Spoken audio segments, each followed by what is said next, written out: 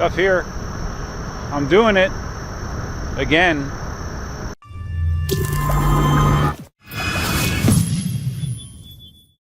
On the Monster, commuting to work. Feels sort of klutzy right now. Got my backpack on, jeans, long sleeve shirt. I have the knee pads on. I have the seat on the Monster. So I don't feel very well connected to the wheel right now. Just kind of feel like I'm pushing a wheelbarrow a little bit. And early on here, you don't have good visibility. I'm getting to the street light section, so it should be better.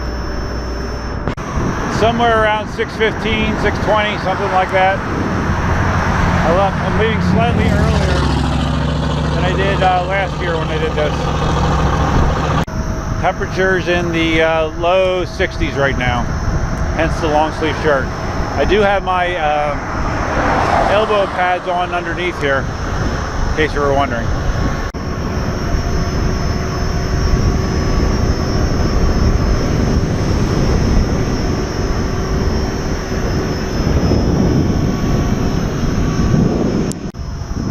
I'm not wearing a GPS this time, but I do have Strava running on my phone, so I should have a somewhat accurate recording of the journey.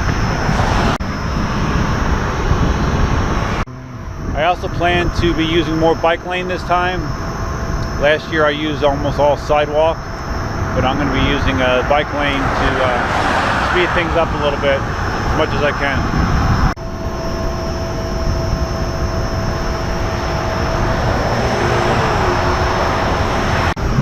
Already had a few morons not give me the space that they could, you know. But of course, that's always the biggest concern in something like this, is distracted idiot drivers looking at their cell phones, not paying attention. So that is always a risk that you run. The Monster is pretty well lit up, and Cindy put additional reflective material on the wheel as well, so I should definitely be very visible.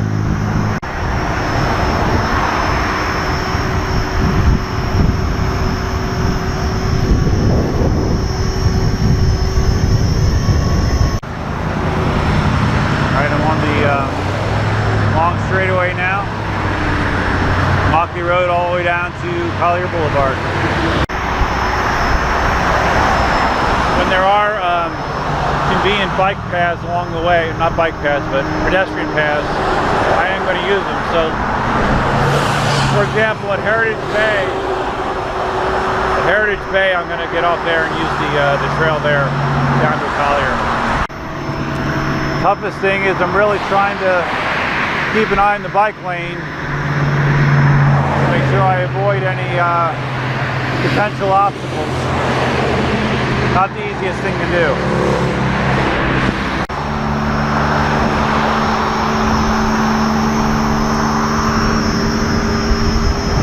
You can see I have Matthias's mud guard on the back of here, so this will be a good test to see how it holds up on road usage.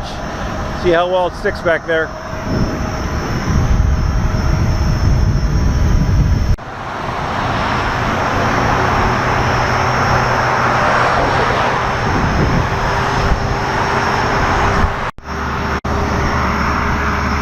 Again, I don't have my GPS on, so I can't see my real-time speed, but it feels like we're trucking pretty good right now.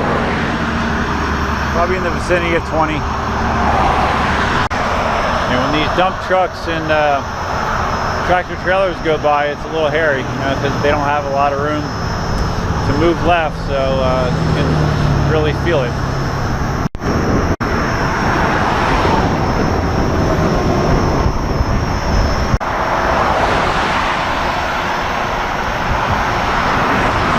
Alright, I've made the Heritage Bay. I will be getting off the road here for a little bit. Be nice. Yeah, much nicer. It's so loud on the road there with all those cars. I mean, look, it's just a non-stop stream of rush hour traffic. So whenever I get an opportunity to ride sections like this, I'm going to definitely take advantage of it. So I don't think I mentioned the round trip should be somewhere around 50 miles. Each way it's like between 23 and 24 miles. And then I'm throwing in my, if I take this to the gym, that's another couple miles. So that's where I get my 50 total miles, if successful. Guess I should take advantage of the seat while I can. It's much easier on these paths than it is on the road. I don't think I would do this during rush hour traffic. Okay, so I'm approaching Collier here, Collier Boulevard. I'll be snaking around the path and I guess I'll cross in the crosswalk. And then there's another bike/pedestrian path that I can take all the way up to Vanderbilt Beach Road. All right now it's 6:48. All right, here we go. We've successfully crossed and we're now on Collier Boulevard. Next turn will be onto Vanderbilt Beach Road.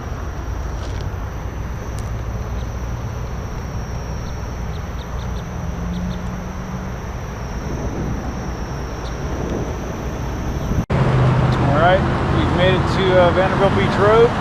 Waiting to cross here.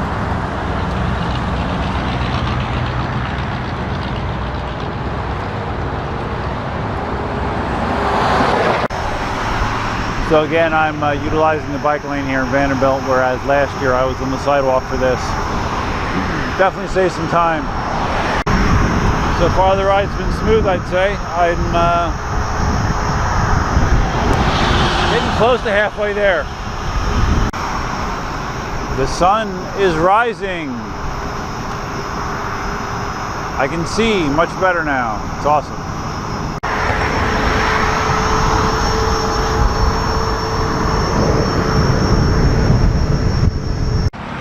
Alright, I'm now at the corner of Livingston and Vanderbilt Beach Road.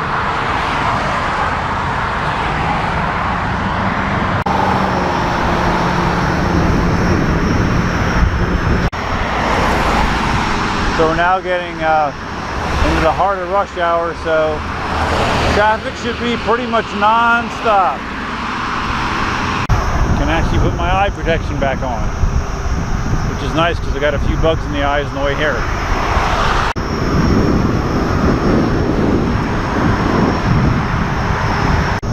One nice thing about doing this in the Monster is I don't have to have any concerns with making it there.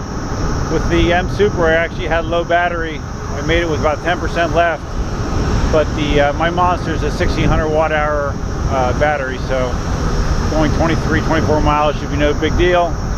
My M Super is only the 820 watt-hour battery. This bike lane on Livingston kind of sucks. There's lots of areas where it's just like has a bunch of small ridges in it, and it doesn't make for a very comfortable riding experience. Well, I just noticed the bike lane ends here, so I guess I'll be crossing.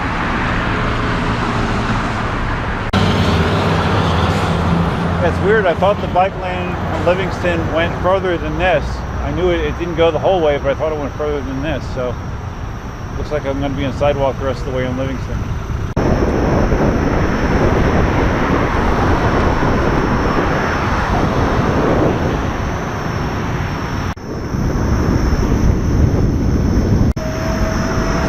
Giving my feet a break, my calves. I already feel the soreness setting in.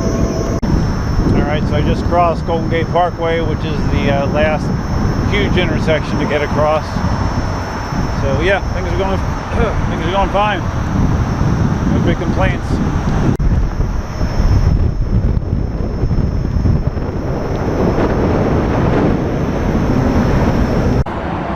We got 3 lights, which means hopefully we have about 60% battery right now. Alright, I'm approaching Radio Road. We're getting close. I might actually get to work by 8 o'clock. Not the most fun riding conditions here, but like I said, I'm close, so deal with it. Alright, we are on Airport Road, my final road. Lots of obstacles here. Lots of cross streets, entrances to businesses, uneven sidewalk. So, yep. But I'm almost there. It's on and off ramps here. And kind of sneak up on you if you're not ready for them. A couple times I almost lost my balance.